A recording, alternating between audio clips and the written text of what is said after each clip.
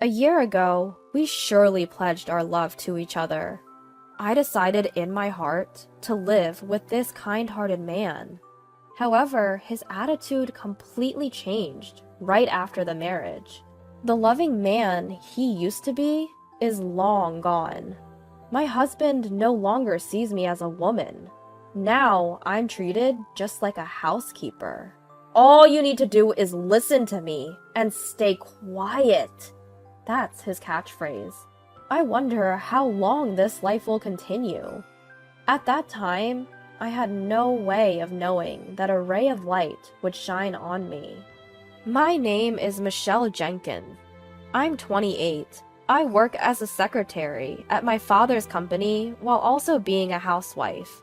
The company, once managed by my grandfather, was taken over by my father 2 years ago. Being the daughter of a business owner, I've always been kept at a distance. The men who approach me are mostly after money. Of course, I've never really been in love. At one point, I stopped telling people about my family background.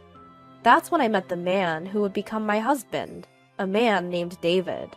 I had asked my friend who introduced us to keep my status as the boss's daughter a secret. David doesn't gamble or smoke at all. He does drink, but never to excess. He was my ideal man. He would tell me he loved me and that he adored me. I thought I could spend the rest of my life with such a man. However, when I decided to marry David, my father said this: "Michelle, it's fine if you marry him, but could you keep it a secret that you're the boss's daughter?" Dad, how many times have I told you? He's a very good person. He's not after money at all. That may be true, but I don't want you to have a hard time because of that. But if a year passes after you're married and David is still the same, let's talk about the company together. You can apologize for keeping it a secret then. All right, if you're that insistent, Dad, I'll do as you suggest. I agreed reluctantly with my father's proposition. My father knew of my past heartaches with gold-digging men, and as an overprotective parent, he worried I might get hurt again. I decided I could share the truth with David after a year, as per my father's advice. And until then, I would just be an ordinary secretary. And so, under these circumstances, David and I got married. Now, a year after our wedding, I still haven't revealed the truth to him. The reason is simple. He is no longer the kind man he used to be. As soon as we got married, his behavior became cold and distant. He would come home from work, already in a foul mood, and began to nitpick at the dinners I prepared. "Hamburgers for dinner? Again? We're not children. Can't you think of anything else?" "But, David, you used to love my burgers, didn't you? I've made them countless times before." "Don't talk back! You're always short on dishes. Besides the easy dishes, like salad and soup. You should be able to make at least 5 other dishes." 5 dishes? That's a lot. I have work too, you know. I can't manage that much. "What? When I tell you to do something, you do it. I married you, so you should listen to what I say." I'm sorry. The warmth and kindness he used to show were gone, replaced by a coldness as harsh as ice. At the time, I only thought, he must have had a bad day. But his behavior started to get worse. By the time half a year of our marriage had passed, David had become a full-fledged tyrant. Not just about the cooking. He would complain about everything, from the way I folded the laundry to how I cleaned the house. If I tried to protest, even a bit, he would yell at me with a terrifying look on his face. Just being yelled at would have been bearable, but sometimes he would even throw the meals I made into the trash. A year after our wedding, his tyrannical behavior hasn't changed, and if anything, it's getting worse. Just the other day, I was delayed at work and didn't get home until after 7 p.m. As soon as I said, "I'm home," he started yelling. "You're late! What time do you think it is?" I'm sorry. Work just got a bit out of hand. I'll start on dinner right away." "Work got out of hand? A mere secretary like you don't have that much work to warrant staying late. But I really did. I'm handling some accounting tasks too, so there's a lot to process. Don't talk back to me. It's unthinkable for a woman to come home later than her husband. Next time, if you come back later than me, you're quitting your job. That's not fair. From fear of David, I couldn't talk back. Looking back, I wonder if I should have left him sooner. But I was pushing against the worry of my parents when I married. I couldn't reveal the truth. I didn't want to sadden my mom and dad. So I silently bore it, all by myself. Then one day at work, during a break, my father called me into the reception room. I often went in and out of the reception room because I often assisted my father as a secretary. As I entered, my father was already inside. "What's up?" I asked. My father, looking pleased, replied, "It's been a year since you got married to David, right? I think it's about time you told him the truth, as promised." "Oh, yeah, we had that agreement." "Is something wrong? You don't seem happy. Didn't you say that David wasn't after the money?" "Well, yes, but it's just, right now, it's a bit..." Seeing my troubled expression, my father smiled and tried to comfort me, patting my shoulder. "Did you have a fight with David?" "Well, you're both young and newlywed. I guess it's inevitable. My wife and I also had our fair share of arguments back in the day, but look at us now, still happily together. I'm sure you'll be okay, Michelle." "It's not exactly a fight." "Don't worry, everything will be alright. I mean, every couple has their share of arguments, right?" "Well, I suppose you're right." "Anything else bothering you?" "No, nothing really. I'm okay, but I guess I want to wait for things to settle down a bit before I talk to him." "Ha! Well, don't let it get you down too much. A little marital spat is pretty common." It seemed my father thought we were just having a minor argument. To avoid worrying my parents, I hadn't consulted them about my husband up until now. Because of this, my father seemed to believe things were going well between us. "Well, you better make up with David soon." Saying that, my father left the room. Left alone in the room, I was choked with emotions I didn't know how to deal with. I had married David despite my parents' concerns. I absolutely couldn't tell my father about the deteriorating relationship between David and me, but sooner or later, I'd have to talk about it or risk arousing suspicion. To prevent my father from becoming suspicious, I had to maintain my relationship with my husband, somehow. And if possible, I wanted to steer our relationship in a positive direction. That night, I came home on time to talk with David, waiting for him to return. Just as I finished making dinner, he came home. I immediately broached the subject with him. "David, there's something I want to talk about." "Huh? I'm tired, you know." "It's important. Look, we're married, right? I want our relationship to be equal and enjoy our lives together every day." "Equal? Ah, what are you talking about? There's no way you and I are equal."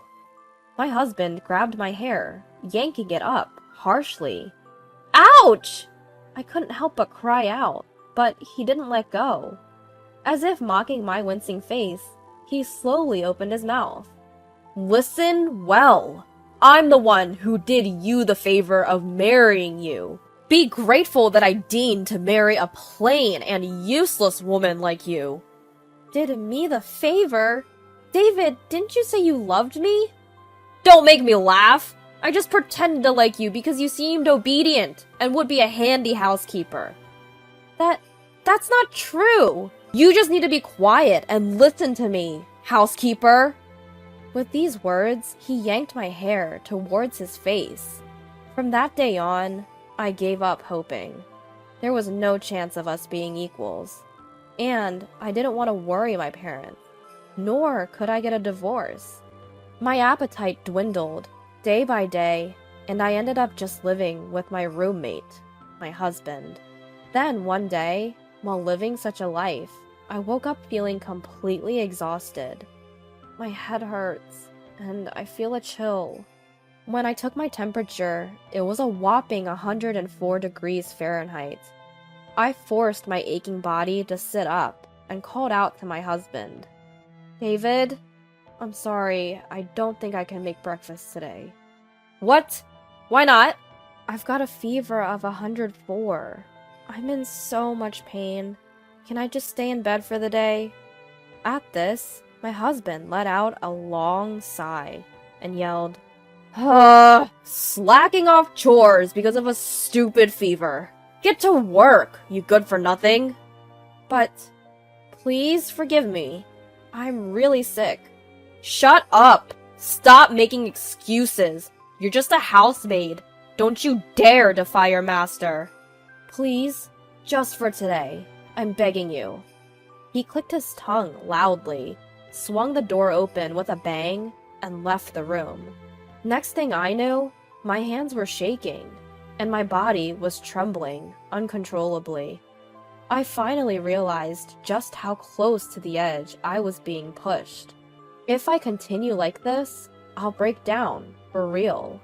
Continuing to live like this, it'll drive me mad, body and soul. I need to do something, but what can I do? I want to think of a way out, but my fever is making my head heavy, and I can't think straight. Maybe it was because I'd been on edge for so long, but I fell back asleep. Several hours later, I was awakened by my husband's raging voice. Hey! Didn't I tell you to wake up, you dumb woman? Huh? David. Outside the window, it was already dark. My fever had gone down a lot, but my body was still heavy, and a faint headache lingered. Despite my state, he vented his anger. I called you multiple times. What are you doing sleeping? Called? I sent you a text saying I'm bringing my boss home, prepare drinks and snacks. Didn't I? Huh? Wait a minute. You knew I was sick today, right? And yet you brought your boss home? I invited him to continue drinking at home. My promotion depends on this. Get up and get things ready, now! No, I can't. I'm still in my pajamas, and I'm not feeling well at all. Shut up! Just get out here, now! As he yanked me by the arm and forced me to stand in the kitchen, my husband then hurried back to his boss, who was likely waiting at the entrance. Sorry to keep you waiting. Please, come on in. From the entrance, I could hear my husband speaking cheerily. Are you sure this is okay? This late? I'm sure your wife wouldn't appreciate. That's what I've been saying. I don't have a wife, just a housemaid. A housemaid? Sort of like a maid wife, you could say. But please, don't mind. As he said this, my husband led his boss into the living room. I was in my pajamas, without any makeup, so I bowed my head in embarrassment. Nice to meet you. My husband is always telling me about you. I apologize for my appearance. Ah, I'm the section chief, Mr. Smith. I'm sorry for intruding so suddenly. Please, don't mind me. I'll prepare something right away.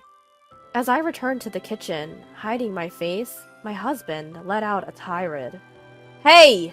Get a move on and make something! You're absolutely useless! I'm sorry. Just wait a little bit longer. Instead of opening your mouth, move your hands! Despite the section chief taking the time to visit, how much more do you need to embarrass yourself before you're satisfied? Huh? I'm sorry. Sorry about this, Mr. Smith. Our maid is really quite useless. The section chief sat quietly, his face slightly contorted. Even as I prepared and brought over the drinks and snacks, my husband kept making snide remarks like, "You're really useless." When my husband went to the bathroom, Section Chief Smith started to speak. Excuse me. There was no way I could ignore him. Although I was flustered, I responded. Yes, is there something you need? You're the daughter of CEO Allen, aren't you? My maiden name was Allen. He was referring to CEO Allen, my father. What? How did you... I had previously visited your father's company regarding a business deal. You served me tea then, didn't you? Wait, you were from that time? I usually attended all interactions with our business partners. Each time I served tea and was introduced as the daughter of Mr. Allen. And Smith, he was one of those people. I was informed that David's workplace had become a client of my father's company, but I had not yet told my father that David was working at Smith's company. While glancing towards the bathroom, Smith continued in a hushed tone. What's up with your husband's behavior? Is he always like this at home? Yes. I can't believe what you've been through. Why haven't you told Mr. Allen? That is... Regardless, we can't let this continue. Leave it to me. Smith, while looking at me straight in the eyes, quickly packed up his things and left.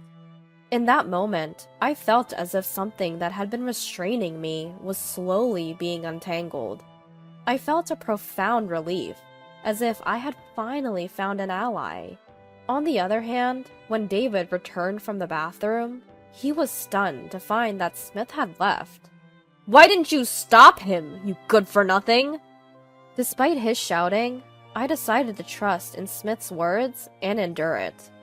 Several days later, I was summoned by my father and headed to the company's reception room. Upon entering, I found Smith and a pale-looking David. Why is David here? And Smith, you're here too. I was confused, unable to understand the situation. In the tense atmosphere, my father started speaking with a stern expression.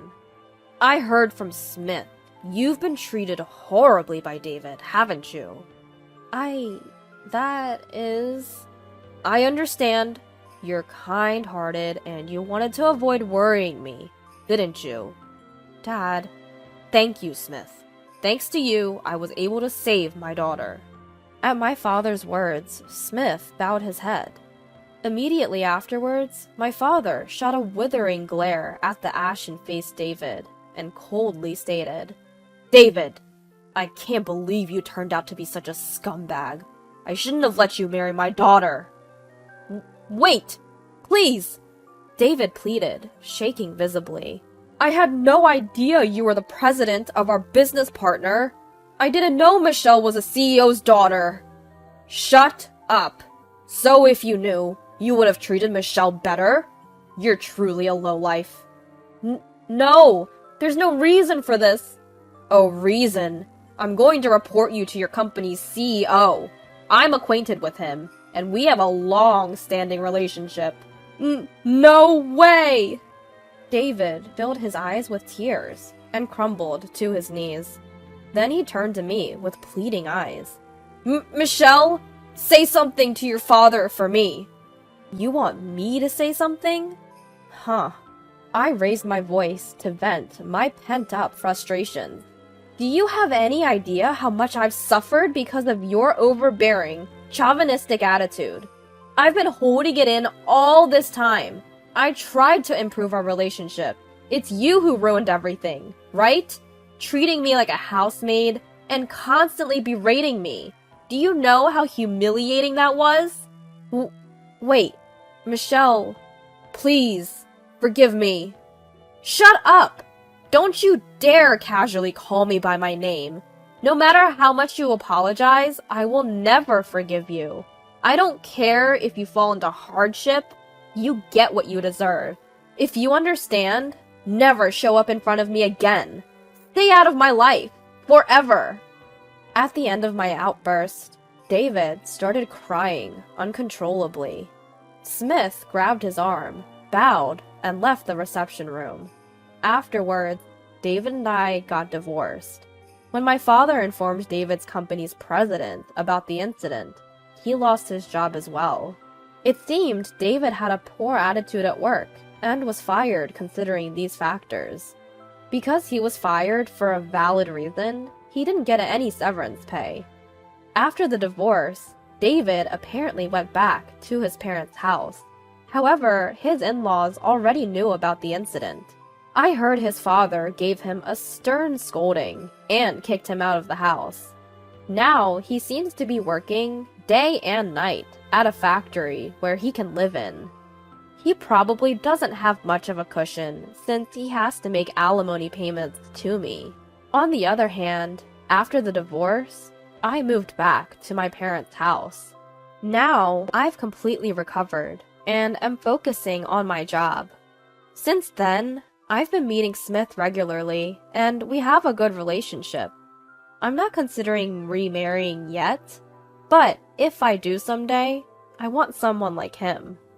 When that time comes, I hope to build a happy family.